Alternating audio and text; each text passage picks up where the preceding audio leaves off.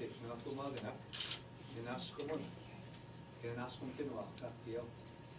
Pag-imawa, kinas kong tinawa, square na ito, anong tayo ng semento, kinas kong tinawa. My friends and relatives, a little bit, I'm very happy to be here, and thank you all for coming, the men and women, the leaders that are here, the chiefs. I also acknowledge our Creator for this beautiful day again here. This morning, again, I wanted to talk about what happened yesterday in terms of the budget. And I want to say that First Nations peoples in this country have worked long and hard to set in motion a plan to close the gap in terms of the quality of life that our people endure and the quality of life other Canadians enjoy. The budget introduced by the Government of Canada yesterday shows that this government is listening. They understand that an investment in First Nations is an investment in Canada. This budget begins the process of addressing decades of underfunding and neglect. And at long last, we have a budget that will help to lift those with the greatest need out of poverty.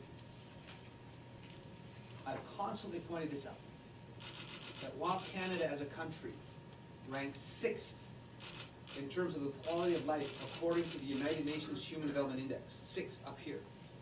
When you apply those same indices to Indigenous peoples, we're 63rd down here. So it's 6th versus 63rd. And that gap represents everything we continually talk about as leaders. That gap represents the high youth suicide rate amongst our people. That gap represents the 1,200 missing murdered Indigenous women and girls. That gap represents the 132 boil water advisories. That gap represents the overcrowded housing and the black mold in our homes.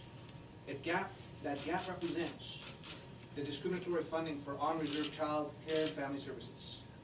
It also represents the inequity in terms of education funding. And it also represents the disproportionate number of our people in jails. So that gap is huge. And I've always said, if nothing is done and investments aren't made, maintaining the status quo is not acceptable. And there's a high burden and cost to maintaining the status quo. Closing the employment and education gap between Indigenous peoples and other Canadians will add billions to the economy and also save billions in social costs. And according to the Centre for the Study of Living Standards, if Canada would have done this in 2010, that by the year 2025, $400 billion in GDP would be added to Canada's economy, and $125 billion would be saved in social spending. This is a budget that is good for all of Canada. These investments will bring long-needed relief to those living in third-world conditions in our own country. New investments and a new nation-to-nation relationship promised by this government will create the path forward for strong First Nations and a more prosperous Canada. But you know, the needs are great. The needs are tremendous. And they've been called out by many.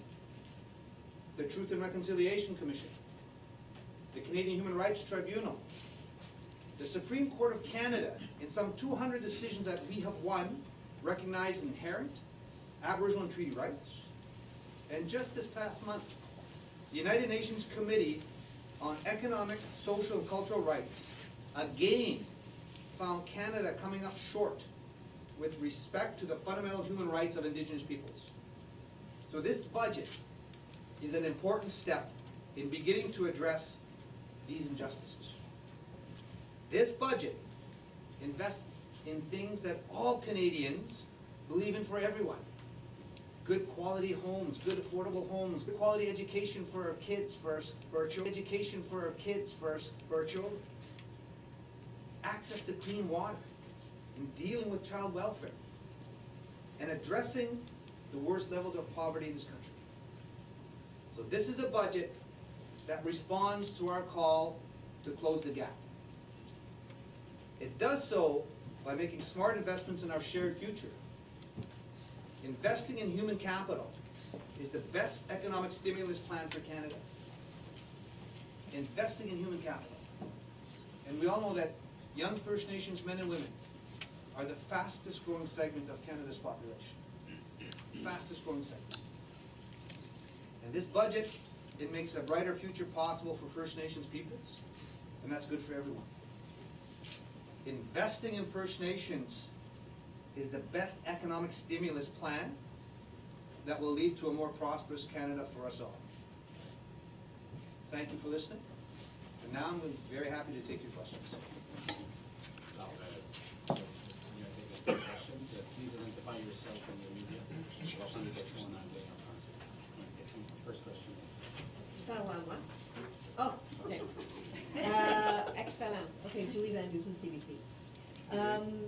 Yesterday we heard some people asking about the money, the 8.4 billion, where are the strings attached? The Conservatives brought, I was up on the Hill, they brought it up again today. The spending, where's the accountability? There's no Transparency Act anymore, so could you please explain to Canadians, is this a problem? This money, is there any accountability? Are there strings attached? We want to make sure that these resources are utilized in the most effective and efficient manner so that they have a positive impact on the ground, positive changes on the ground that will have a real impact on education and housing, access to potable water, all those things that are determined to help. And so we've got to work together with the chiefs of councils, with the government, but nothing will be unilaterally imposed. So we want to make sure there are standards. We want to make sure there are goals, there are objectives, to make sure that that gap starts to close. And that's what we want to assure Canadians. We want to tell people these are precious resources. But we want to make sure that they're utilized in the most effective manner. And that's what we want to see going forward. But is there any accountability? Some Canadians, including the Conservatives, are saying, how do we know the money is really going to fix the water? How do we know the money is going to education? How do we know, it's not going to be abused? There are always checks and balances. In fact, the Auditor General historically has shown that First Nations chiefs and councils have to do so many reports, 100+ reports on an annual basis. When I was chief at Little Black, the same thing. Our audits are done annually and put into the Department of Indian Affairs. So the checks and balances are there. And so the systems are in place.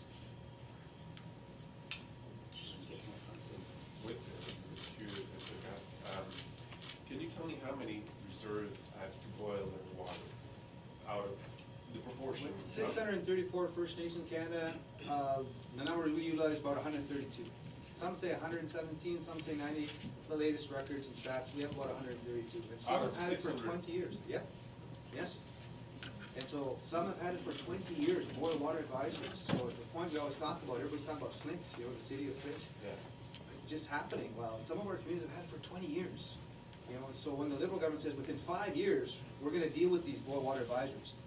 Great. Let's get it done.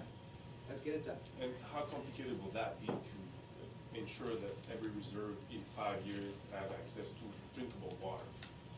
Well, it's a challenge. But I think the sooner they start sitting down with the First Nations leadership and putting a strategic plan in place, it's like I say, build that positive working relationship so these can get done immediately. Because it's been some communities, it's been 20 years. So that's not acceptable. So get to the table, put the strategic plan in place, make sure that the proper fiscal resources are there, and let's get this done. Okay. Hi, Joanna Smith with the Toronto Star. National Chief. Yeah. This morning, when the Prime Minister was asked about the ramping up of the funding, he said there needs to be some work put into building capacity first, and that's one of the reasons perhaps why the money doesn't come out sort of all in the first couple of years. I was wondering whether you share that assessment of the ability to implement these programs quickly, and if so, what work do you think exactly is needed? Again, this is one budget, one fiscal year. And we're not going to solve all the problems in one budget, but there's also a commitment within the budget to establish a working relationship with the Crown, to work towards a long-term, sustainable, new fiscal funding framework with the Crown, so that all the needs will eventually be met. So we've got to make sure that we get that relationship and that process started as soon as possible as well. So the work about assessing, the work about determining, the analysis, all has to begin. And it's part of its capacity, no question, but a lot of it is to get the proper analysis done. So because this is just one budget, And we're not gonna solve all of these problems in 1 year. But working towards a long-term, sustainable, predictable fiscal relationship with the Crown that's based on needs. Because that has never been in place. Because the funding relationships have always been based on a 2% funding relationship for the last 20-plus years. It doesn't keep up with inflation. It's not based on total population on and off reserve, and it doesn't keep up with the rising needs. So you have to establish a proper fiscal framework and new mechanism, and that takes some time to sit down and work that out. And just to follow up, in terms of pre-budget consultations, I mean, in previous years, there hadn't even been meetings with the former finance minister, and it looks almost like you handed them your closing the gap document and they reprinted it in budget format. So what sort of role did you play? Like, just how close were you to these discussions, and how big of an ear do you think you had at the Prime Minister's office? Well, I wish I would have held a pen, but I didn't hold the pen in drafting the budget, but we did have the closing the gap document. And we did before the election, this document, closing the gap. And we used this kind of as our strategic plan going forward, before October 19th and after October 19th. You know, because we know, we had to educate the potential prime ministers and all the potential members of parliament. We had to educate Canadians as well. And speaking at universities, speaking at economic clubs, speaking at different church groups. We did cross-Canada speaking tours. And Canadians get it. I believe Canadians are fair and open-minded. They know that if you can invest in First Nations people now, in the long run, it makes a strong return on investment. And so we use this closing the gap document to guide our work. And also, when we met with Minister Morneau, we've had our AFN asks going in, no question. We met with him twice with our full AFN executive. So that is unheard. So it's influencing. We have a more cooperative working relationship, no question, and that's evidenced by the amount of access we've had to some of the key ministers. And we want to build upon that, because the point I keep stressing is, this is not only good for First Nations people. When that gap starts to close, that's good for Canada as a country. And that's the message that's really resonating right across this. Karina Roman, CBC. Just following up on Joanna's question, though, I understand there might be other reasons for back-ending or backloading the funding, but do you agree with the characterization that due to capacity issues, there may be some First Nations that part of the reason it's being backloaded is that they wouldn't be ready for that money right now because there wouldn't be a mechanism or the capacity to deal with it? That's part of it. It's not all of it. Because you have 634 First Nations. Everybody's at a different level. Some are doing really well in terms of the economy and creating jobs. And like, you think of Member 2, Chief Terry Paul's doing fantastic on the East Coast. You think of Chief Chief Clarence Louis at the Osoyoos First Nation, Darcy Bear at Whitecap. There are some First Nations doing extremely well, but others are at different levels as well. So there are capacity issues in terms of governance, in terms of even financial statements. Having a chartered accountant on staff. You don't even get enough resources to hire a chartered accountant in some instances, from the band support funding from INEC. And so that even causes an issue in terms of capacity. So it is part of that to a certain extent, but not always just that. So that's part of it, but there are other things as well. The important thing is getting down to the table, working on this new fiscal framework with the Crown to get the proper relationships established and get to the right numbers next year and the right systems and the right processes and policies in place so that these dollars now and into the future will have a real positive effect at the community. In terms of the child welfare money, I mean, Cindy Blackstock has been pretty clear and emphatic that this is not enough and that from a backloading perspective, the children can't wait. Is that one aspect of the budget that you are disappointed with? We're going to work with Cindy and work with government and everybody else as well, because the Canadian Human Rights Tribunal was very clear in their decision. The discriminatory funding practices have to end. They have to end. So we're going to work with what's there now and build upon that to make sure that those necessary resources are in place. Because that discriminatory funding is clear. The CHRT has made a decision, and that has to be respected and followed and implemented. And that's the position we're going to take forward. Work with what's there now, but build upon it to make sure that discriminatory funding practices do end. Christy Burkett from Canadian Press, just on the child welfare piece. obviously the Assembly of First Nations with City Blackstock spent 9 years writing.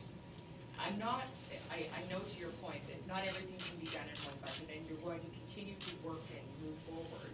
But it doesn't sound like City Blackstock sounds critical, and you do not. So are you concerned that there might be a perception, especially because there's more money for the AFN in this budget, that maybe some kind of deal was struck, and that you're not being as critical as you could be? It's an honest question. No, it's a good question. I'll be always constructive, critically of anything, for our people, because it's all about bringing change. I sat down, not only the Liberals, but the Conservatives as well, building partnerships, building relationships, totally nonpartisan, because we've got to work with everybody to bring about a change in this country. And those rumors and those accusations will always be there. I'm nonpartisan as AFN chief. I'll work with whoever is the Prime Minister, whether it be NDP, Liberal, Conservative, or Green Party. It's all about bringing about a change, and if we can close that gap, it's the best thing in Canada. So, being critical, I always say, make constructive comments, make constructive criticisms, and build upon what's there. Knowing full well, you're not gonna get everything in one budget, in one fiscal year. Take what's there, build upon it, and make sure it doesn't happen again, and get to the right number next fiscal year. Because it's March now, you've got time. It's a $300+ billion budget. Maybe things can be revisited. Maybe things can be looked upon again. So work with what's there, build upon it, and keep pushing to make sure that discriminatory funding practices end.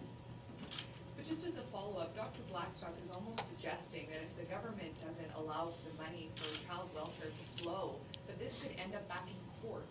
So Always a possibility. You always develop a political strategy, a legal strategy, and on-the-ground political activism strategy to bring about change. And again, all three should be looked at. But again, this is just the first budget this fiscal year. Dollars will flow. Again, get into the details. How soon can those dollars get out to the different child and family service agencies across Canada? That has to be immediate. CHRT was right. If things aren't moving adequately, and if things aren't being addressed quickly enough, there's always the courts to go to.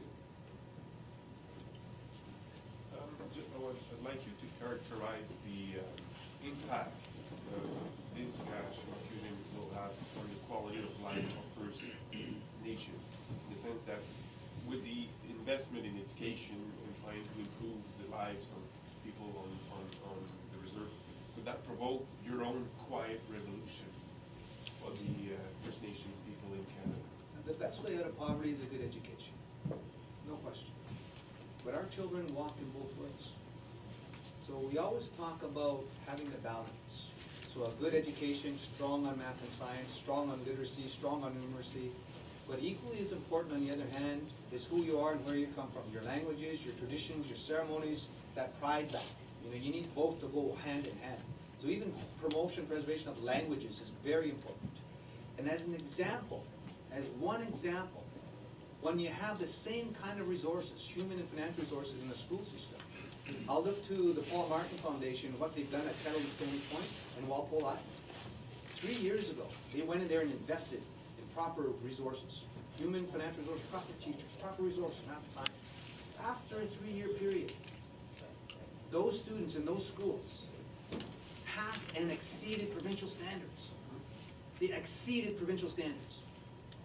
And that's an example of what can happen when the proper and adequate resources are put in place. And so that's what I talk about, an investment in First Nations people. That's what we see happening. So that's $2.6 billion in education. Yes, we need to invest in teachers and computer science labs and all those things. But as well, capital for schools, new schools, all those things. So that's a really concrete example about how these resources are being invested in human capital. And will have a huge return on investment in the future. That gap will close. The examples you just gave with the Paul Martin Foundation, where is that? In which province? Chippewas, Kettle and Stony Point, and Walpole Island in Ontario. Okay. And They that's, exceeded provincial standards. and that's the proof that That's the proof. When you put the same resources in place, success can happen. And that's a really good example. Jorge, whatever, please.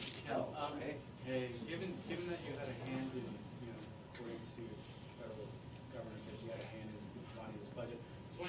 us exactly what is that 800 million for transforming education on reserve? What is the process that you understand is going to happen?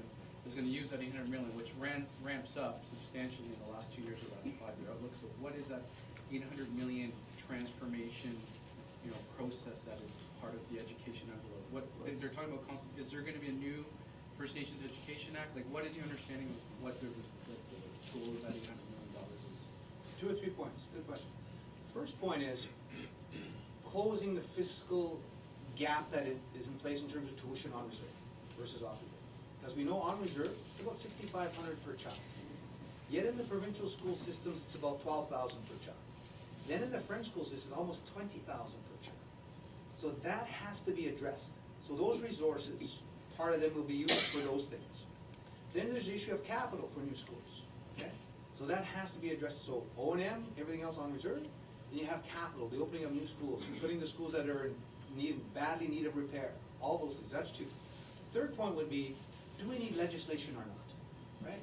Well, right now we have from the AFN a Chief's resolution that are open-minded to thinking about a piece of legislation, but First Nations will lead and hold a pen on it. If we're going to work on a new fiscal framework with the Crown, if we're going to work on anything on education, the Chiefs will drive it. So we've got a motion passed by our AFN Chiefs, and it'll be driven from our Chiefs Committee on Education. Nothing will be unilaterally imposed on either side, but it's First Nations control of First Nations education is the principle we're always going to be advancing.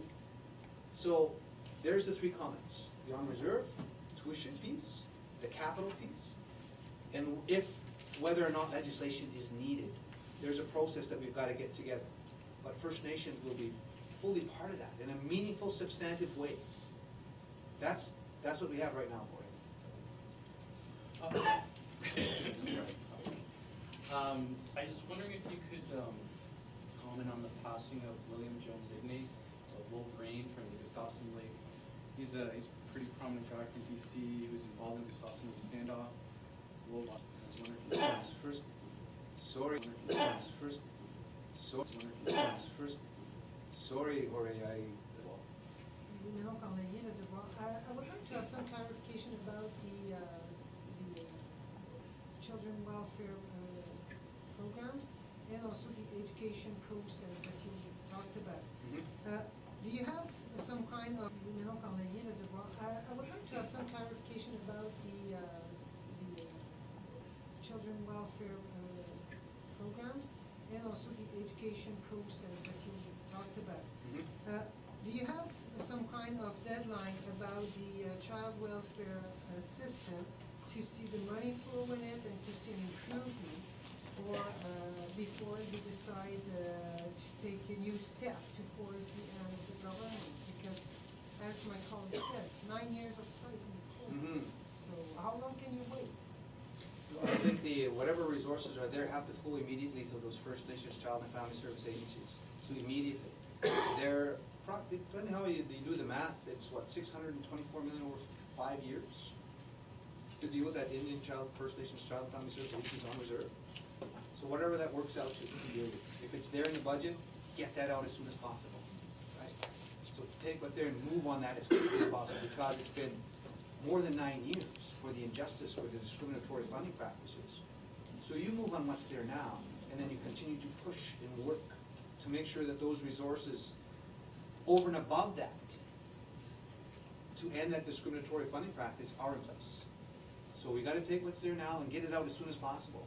So this coming fiscal year, if it's in the fiscal framework, which it is, whatever those resources are, you move them out quickly. And then continue to build and go get the more resources, more, and that's part of it.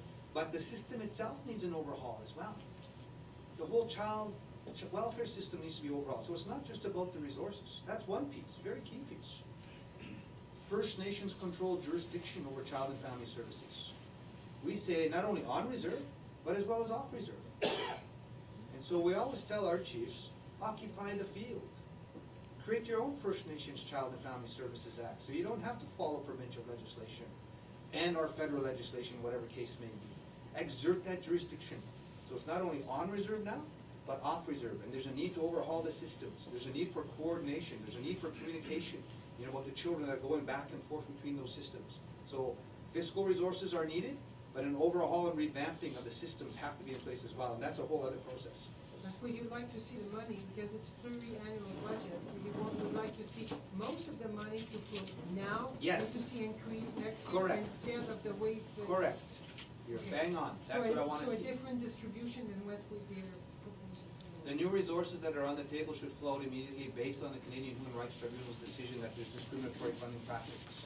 So based on that, you have to move those out quickly. Okay? CBC. Ben, j'ai pas de questions encore.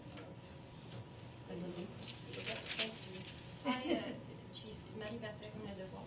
I just want to go back to Jorge's question on the education funding, and you said that there might be legislation, but it would be First Nations driven and in consultation.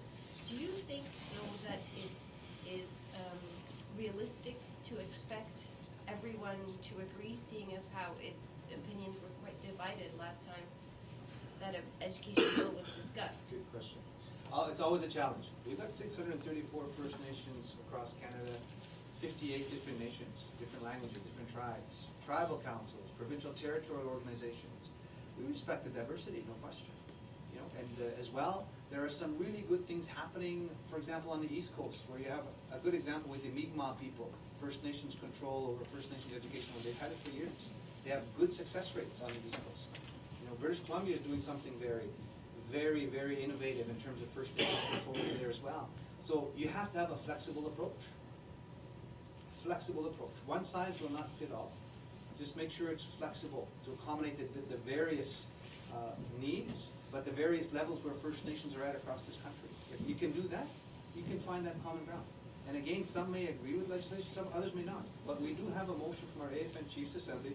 If they want to go down that road, we'll make sure that First Nations hold their pen, right? And that's all going forward. We just have to respect the diversity, have that respect. And it can't be unilaterally dictated, you know? And so we work as AFN through our Chiefs committees, always getting that mandate, always getting that direction, before anything's even brought back to our full Chiefs Assembly. That's our system.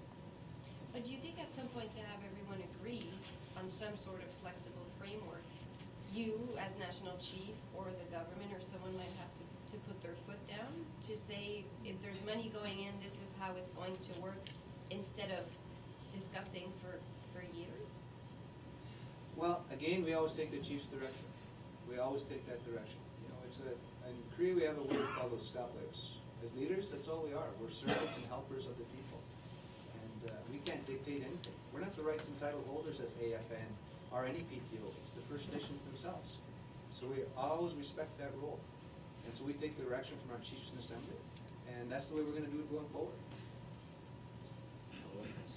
Can you just characterize this budget for us? I mean, is it a possible game changer? Of course it is. When was the last time any government spent $8.4 billion on First Nations people?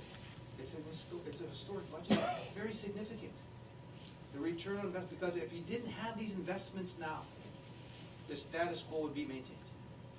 The status quo, that 6 versus 63rd, would be maintained. That is not good for Canada. It's not good for our people, it's not good for this country. So they're starting. It's starting. But remember, this is only one fiscal year, one budget.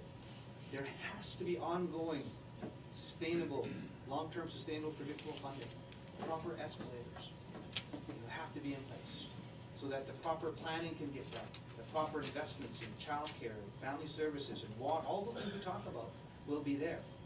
And so that one of the most important things for me is this, in the budget, is that commitment to establish this ongoing relationship to work towards a proper fiscal framework. That's a key piece. So we have a lot of work to do working towards the next fiscal year, and then the next one, and then the next one as well. Because the needs are so huge. The gap is huge, 6 versus 63rd. That's not gonna get addressed in one fiscal year. It's been decades of neglect, decades. And so, working together in a very collaborative, cooperative manner, it's really in the best interest of this country to make sure that those resources are in place, that gap's gonna close. That's why I say I'm excited with it. You're investing in human capital, and the return on investment will be huge. Yeah, I just want to get back to this 800 million envelope of money that's there to overhaul the on-reserve education system. Now, you said the chiefs are open to new legislation. Is that, like, right now on the table, or are we gonna see another replay of what happened before, where the department went around in consultation? No, that's not on, Jorge, I wouldn't support that. You crazy? There's 800 million for an overhaul, so what's on the table? Yes. Is legislation on the table, like, what's this We'll money work- for? We work with our AFN chiefs to say, we've already got a mandate to work on a process with the Crown in a respectful way, not dictated by any, so we'll take our direction from our chiefs in assembly and our chiefs committee on education. And some regions say, we may need legislation, others say, no, we'll have First Nations legislation. It's just the whole thing about creating that dialogue and that space for that respect, for that dialogue. What's the best way to move forward? What's the best way to utilize these resources so they have an impact in the most effective way, that results are delivered? Standards are met, no question. But I gave an example of whereby we, with the proper resources, we've met and exceeded provincial standards, at Walpole Island and at Kettle and Stony Point. So it's just have a respectful process, have that dialogue, but it's all about having a positive impact on the ground. Okay, just to follow up, the budget also tries to rewrite the history of the 2% cap. In the budget document, actually says that the 2% cap was put in to maintain, make sure that funding is sustainable. The AFN has for years said this 2% cap is regressive and hurt First Nations. The Liberals are changing the narrative on it. I know, but they're trying to rewrite the history of what the 2% cap is about. They're saying it was put in place to protect funding for First Nations. So you have said that cap has been detrimental. So who's right? I'm right. 2% cap was a cap on growth, cap on potential. Never kept up with inflation, never met the needs of our people, So it was flawed. So now going forward in this budget, is there a 2% cap this fiscal year? No, it's gone.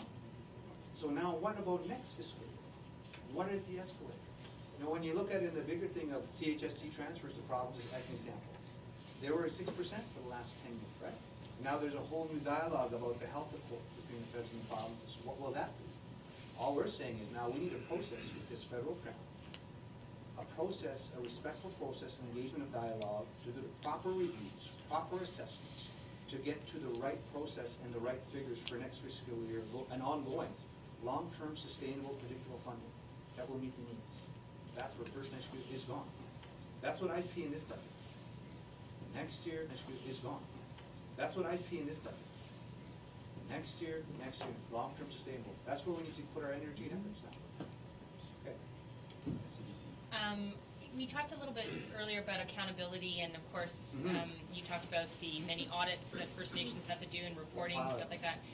That hasn't always worked in terms of effectiveness on either side. I'm pretty sure that most First Nations I talk to don't like how many reports they have to write. But from an accountability thing, it's more about what works. And I guess I'm wondering how you would reassure Canadians when you talk about actually having this money have impact on the ground. Mm-hmm. What mechanism, other than these yearly audits and all the reporting, that will actually convince Canadians that this money is not being just spent on where it's supposed to go, but that it's having the impact, and we don't have to wait 10 years to see whether it has that impact. We've got to have a proper process where we can determine deliverables. How do you assess and determine that 6th versus 63rd? How do you measure the 63rd where we're at starts going up, right? How do you measure that? What do you look at? Greater number of graduates coming out of school,